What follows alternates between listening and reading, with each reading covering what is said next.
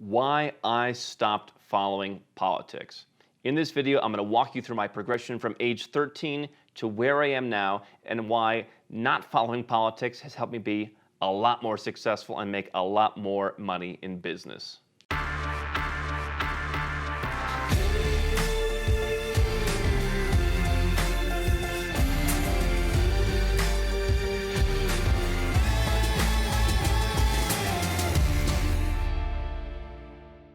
Hi, I'm Andrew Henderson, and if you'd like for my team and I here at Nomad Capitalist to help you with your own Nomad Capitalist strategy, you can go to our website, nomadcapitalist.com. Imagine that. Let me tell you about myself at 13 years old. I remember sitting around back in the early days of the internet, ordering materials from the Libertarian Party. And you get that, maybe some of you remember that diamond political scorecard where you answer a bunch of questions and they score you where you are in the political map. I suppose it's a very American thing, but there's libertarian parties all around the world now that talk about smaller government, lower taxes, get the government out of your life, and that always interested me. I grew up around that. I grew up around an entrepreneurial family, successful people. That's what I grew up around, and they said, "Leave us alone. We're tired of you taking and wasting our money. We're tired of you being in our business." That's how I was raised, and so that made a lot of sense to me. And I remember doing stuff as a teenager. I remember driving with my father. I would ask him, "Hey, Dad, can you take me over to the next city over? I want to go pick up a libertarian lawn sign and put it in our lawn." And I remember one time we went to this guy's house, and the guy had like all kinds of pro-marijuana ads like all over his house. And we're like walking in this guy's house and taking the signs and going home. And totally different experience for me from the very sheltered lifestyle that I was used to growing up. And so, over the years, I would watch television news. In the United States, it was Fox News, MSNBC. I would watch these debate shows. I was fired up, and I was really into politics, particularly libertarian politics. And I remember when I was just getting started in my business in the radio industry, I took a gig. I said, you don't have to pay me. I said, let me come in at night and produce some of your radio shows so that I can hang out and learn how you're running your business. I can put that into my own business, which ended up working very well. And I remember one guy who was a client of this radio station and became a friend of mine. He came in, and he was paying to host a radio show, which was the business that I built up. And I remember we were talking. He said, "Andrew, I don't follow politics." I said, "How can you not follow politics? You're a successful guy. You're making hundreds of thousands of dollars a year." I'm like 20 years old at this point. I just started in business. And I couldn't imagine that anyone intelligent or successful wouldn't follow politics. He said, "That's my secret to success." He says, "I just, it's all nonsense."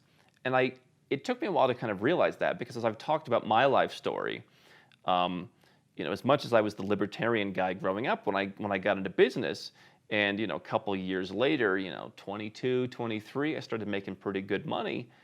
Now it became real. And rather than just complaining about how the government takes your money and it's a waste and this and that, I actually had to write the big check. And it was painful. And I remember it really hit me the first time. And what I remember is, in the years that I continued in that first business of mine, the broadcasting business, I did a lot of work with AM radio stations, talk radio stations, because our whole business was, if you're a radio station that's on the verge of collapse, we'll come in and we'll bring in revenue for you. And we did that, and we helped prop up a lot of radio stations, and eventually worked with bigger radio stations and helped them make more money as well.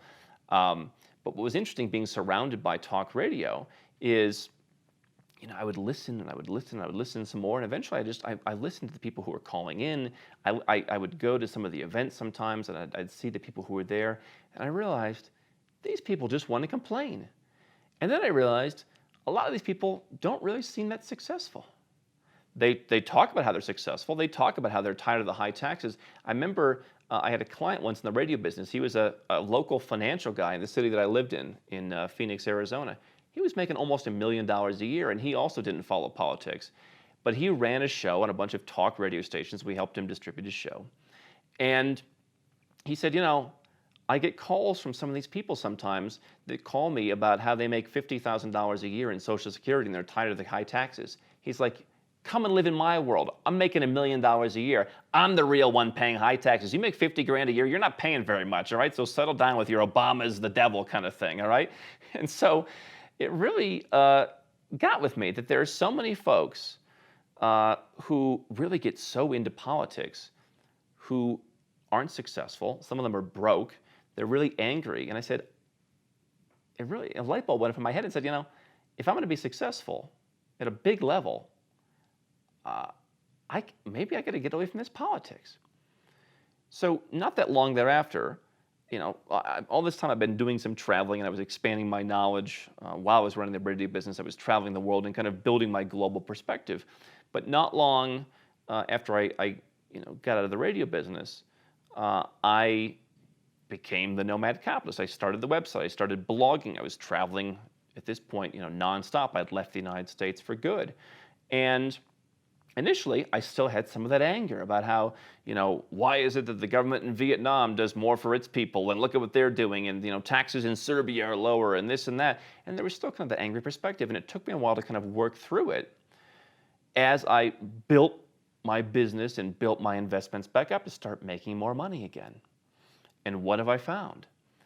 Over the last about 7 years now, running Nomad Capitalist, I've seen a progression where initially we get a certain kind of person who is the reader, much more political audience, people who, were frustrated, but somehow, didn't really want to do anything. We had a first conference. I had a conference in Las Vegas in early 2014. We had some really nice people. It was a very successful conference, and I'm still friends with some of those folks. But if I look back, one of the reasons why I stopped hosting that type of conference was because people just wanted to kind of come and commiserate. And as a guy who's now started 5 different businesses, yeah, I like to commiserate occasionally. I like to get stuff done.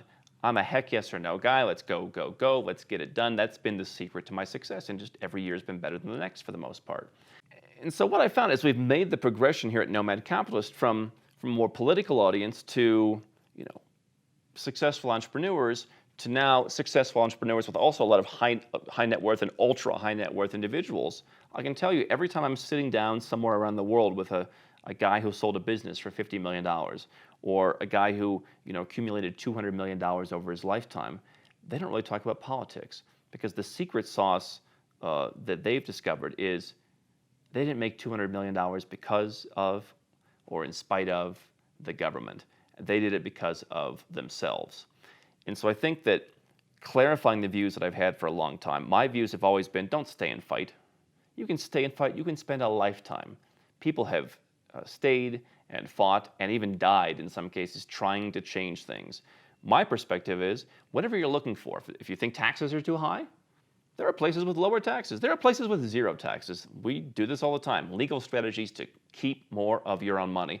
You don't need to sit and hope that voting for this guy or that guy is going to raise your taxes. And by the way, I think the tide is against you in most Western countries. The tide is now in favor of higher taxes on wealthy people. Wealth taxes, new way to extract money from people. Again, except for that guy who makes 50 grand. They will remain untouched because they are the great middle class that everyone speaks to. But if you're successful, if you're the $1 million earner or more, I think there's a target on your back and you can stay and fight all you want. I do not think you'll be successful because there's not nearly as many of us as there are of them. But, there is a place where you can go. I'm not about fighting. I'm about living. I'm about enjoying. I want peace and I want calm in my life in a place that reflects my values. Or in my case, places that reflect my values, having homes around the world. What I think is at the core of the Nomad Capitalist philosophy is the idea that you're in control of you. That's a very uncomfortable concept for a lot of folks these days because you see a lot of people around the world who are struggling. I recently saw Bernie Sanders post on Twitter about how unfair it is that Jeff Bezos, who started Amazon, has so much money and that the average middle-class person in the United States would have to work for some ungodly number of years, millions of years, just to make as much money as Jeff Bezos has. And I said, yeah, Jeff Bezos changed the lives of hundreds of millions of people. Maybe the person who's the median earner should step up their value creation rather than letting us tear down Jeff Bezos. But that's not popular. That's not what people think. And so you know what? Yeah, Jeff Bezos did it in the United States. you or I can do it somewhere else. You can run your business from anywhere in the world. And so my perspective is, don't focus on the politics. I had to stop myself. I got really caught up in the Trump election, and even after the Trump inauguration, in watching some of the news, because it was entertaining, quite frankly. Watching the back and forth. I couldn't find myself agreeing with either side, but watching myself, watching that stuff was kind of fun. And I had to step away and say, what am I doing this for? Especially when I expatriated from the U.S., I said, this is no longer my country even. What am I watching this for? And it was holding me back. And do you know what happened? When I stopped, I had my best financial year ever. And now, the next best financial year ever. And I don't think it's disconnected from the fact that the more you're in that world of thinking that other people control your fate, the less successful you're going to be. Let the politicians do what they're going to do, and you do what you're going to do. Now that you've found Nomad Capitalist, you know that there's another option besides sitting and taking whatever the current president or the current Congress or the current parliament or the current whomever throws at you. You know that you can go where you're treated best. Hi, I'm Andrew Henderson from Nomad Capitalist. I wrote this book, which you can find on Amazon, to distill a lot of the stuff we talk about in these videos and a lot of the stuff I've learned over the last decade plus traveling all around the world, teaching you about how to legally reduce your taxes, build your personal freedom, and create wealth faster. Definitely get a copy of this book if you want to learn more. Now, if you want to watch more videos, make sure you subscribe to our channel and make sure you click the notifications bell so you never miss one of our new videos with more tips on how to go where you're treated best. And if you're already a 6 or 7-figure entrepreneur and you'd like to put these strategies in place for yourself, go to nomadcapitalist.com and learn about how I can help you.